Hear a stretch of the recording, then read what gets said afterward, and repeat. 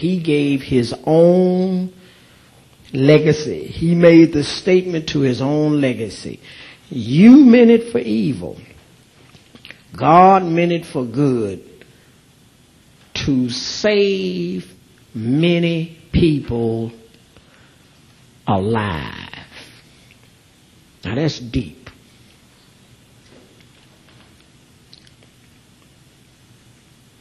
He is saying that's my whole purpose, my whole reason for existence. You meant it for evil. God meant it for good, not just to get him. Listen what I'm saying. He ain't mentioned one thing about the fact that he, because of all that he went through, that he earned the right to be on the throne. That's not the gist of his statement. I want you to look at that. Verse 20. Look at it real good. That is Joseph putting, come on in, deacon. That is Joseph putting his entire life into perspective. There's many things that we can say about Joseph, but I want you to look at that because that is the key verse of his entire existence. He spent 17 years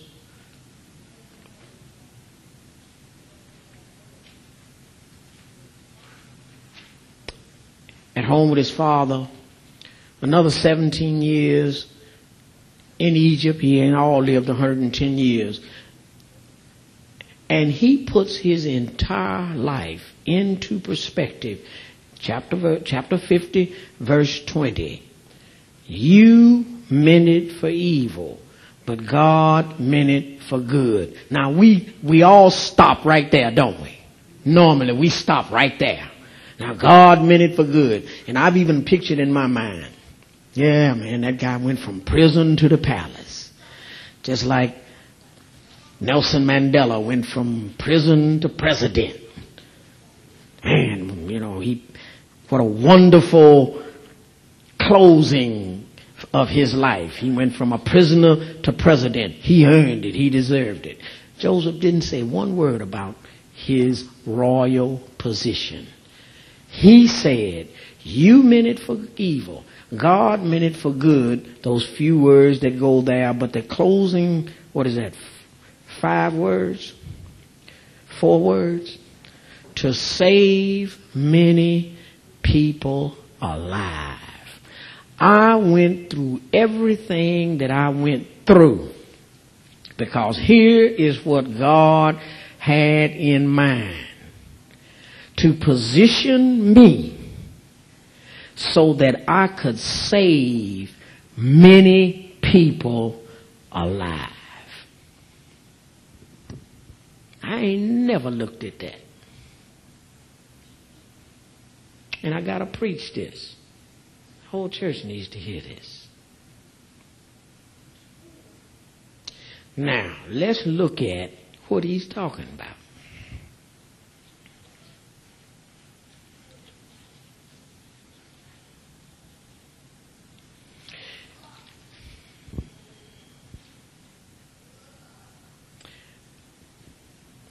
There is a famine in the land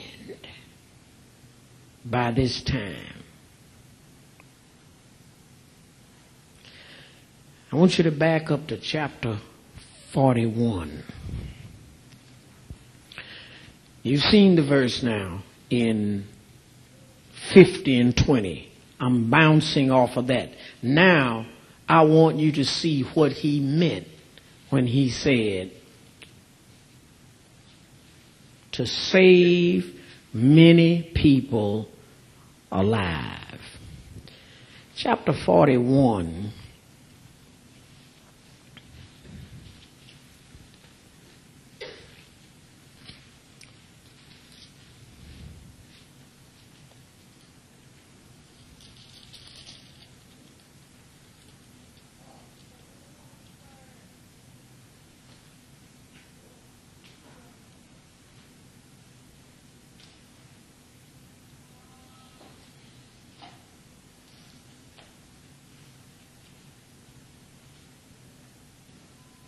I'm going to back up to verse 53.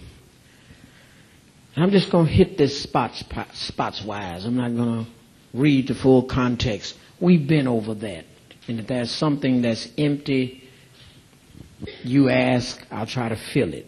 But I want to go straight to the point where you will see how Joseph individually, personally, himself saved many people alive. Verse 53 says, then the 7 years of plenty which were in the land of Egypt ended, and the 7 years of famine began to come. Does everyone remember that Pharaoh had a dream? Dreamed of 7 fat cows and 7 thin cows. And Joseph made the prediction from his dream that it represented 7 years of plenty and 7 years of famine. Everybody got that? So the scripture now is just telling us that this 7 year of plenty had come to an end. The 7 years of famine began to come, as Joseph had said. The famine was in all lands, but in all, now underline that. The famine was in all lands. Underline that. And the reason why I want you to underline that, because that's significant to what Joseph said. To save many people alive. So what he's about to do didn't just save the Egyptians, but many people. You understand? So the famine was more than just in Egypt. The text says the famine was in all lands, but in all the land of Egypt there was bread. So in all the land of Egypt was famished. The people cried to Pharaoh for bread. So now they've run out of bread. Then Pharaoh said to all the Egyptians, go to Joseph. Whatever he says to you, do.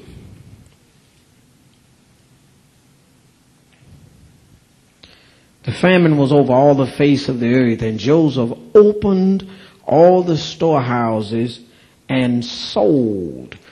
Does everybody's verse say sold? Underline that. Circle it. Verse, 56?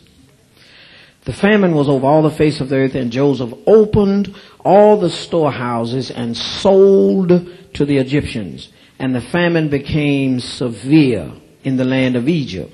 So all countries, does everybody see that? Underline that.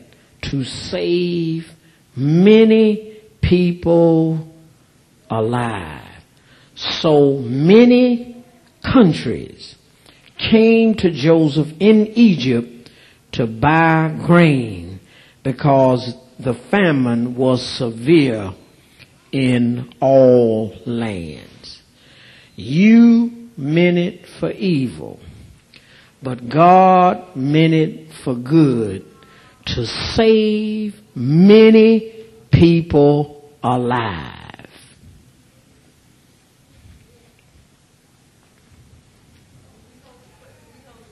Yes. No. What you got?